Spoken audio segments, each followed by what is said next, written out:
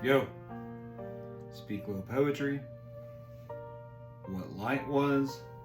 Today, it's Shelley and Napoleon. Snare drum rhythm, cannon fire.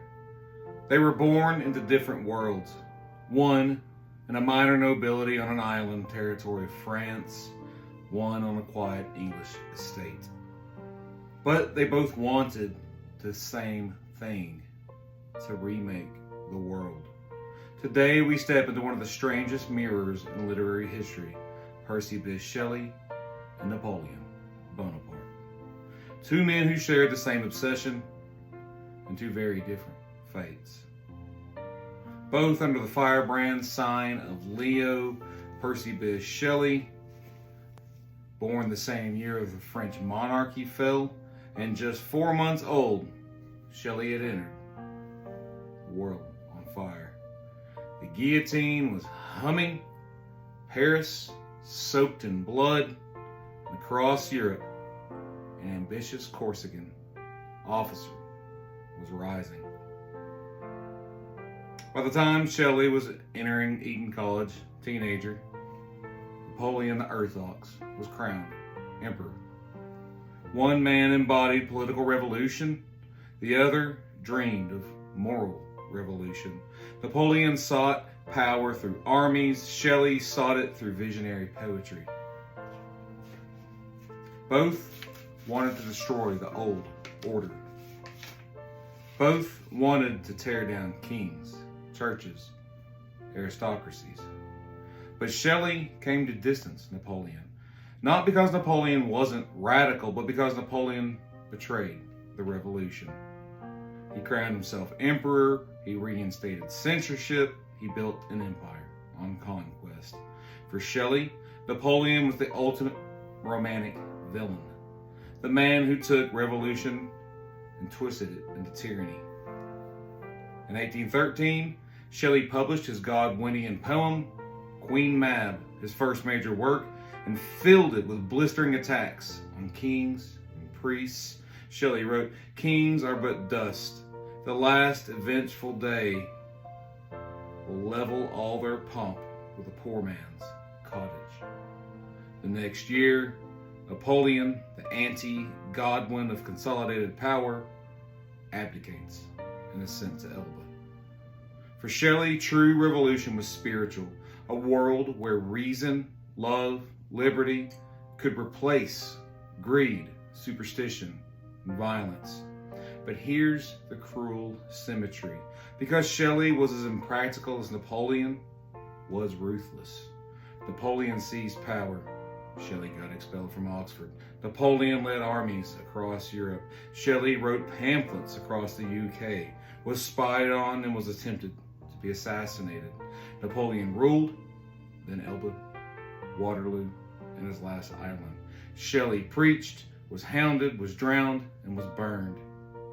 Both men tried to bend the world to their will.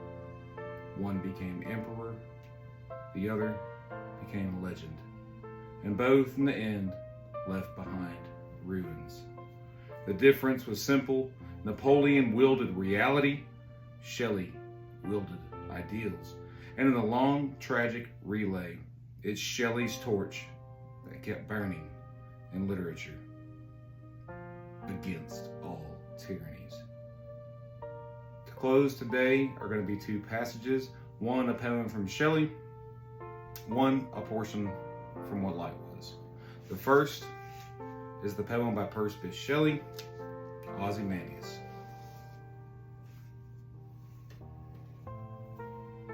I met a traveler from an antique land who said, "Two vast and trunkless legs of stone stand in the desert.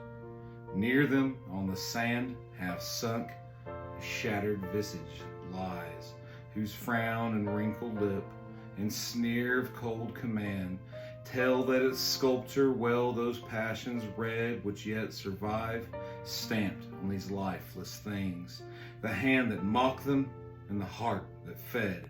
And on the pedestal these words appear, my name is Ozymandias, King of Kings.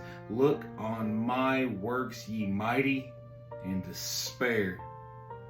nothing beside remains. Round the decay of that colossal wreck, boundless and bare, the lone and level sands stretch far away. A passage of Shelley and Napoleon from What Light Was. When Shelley and Mary are first entranced in each other, Napoleon is abdicating as emperor, and Shelley writes, "Time has swept in fragments towards oblivion Napoleon's pomp, from dancing and reveling on the grave of liberty. I know, too late since thou and France are in the dust, that virtue owns more an eternal foe than force or fraud. Old custom, legal crime, and bloody faith, thou foulest birth of time. As several deaths ravage the Shelleys in Italy, Napoleon dies in exile." 8 months before Shelley himself dies, he composes his poem, written on hearing the news of the death of Napoleon. A brief dialogue between himself and Vesta, Mother Earth, the goddess of the hearth. Shelley: "And livest thou still, Mother Earth? Thou wert warming thy fingers old over the embers covered and cold of that most fiery spirit when it fled, the last of the flock of the starry fold. What, mother, do you laugh now he is dead?" Vesta: "In the lightning of scorn laughed forth. I was cloudy and sullen and cold, like a frozen chaos uprolled, till by the spirit of the mighty dead my heart grew warm. Still alive and still bold, I feed on whom I fed.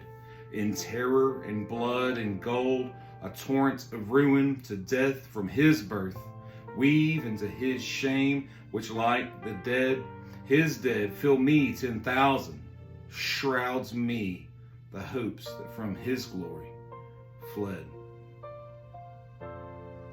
Although General Washington died when Percy was a boy, at Shelley's Bonacorp's party upon the death of Napoleon, he raises a toast to good old Joe, whose revolution is still succeeding.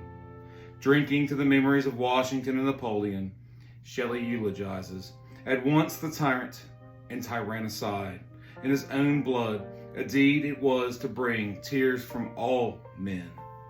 Though full of gentle pride, such pride as from impetuous love may spring. Shelley raises glasses to the end of the Napoleonic Wars.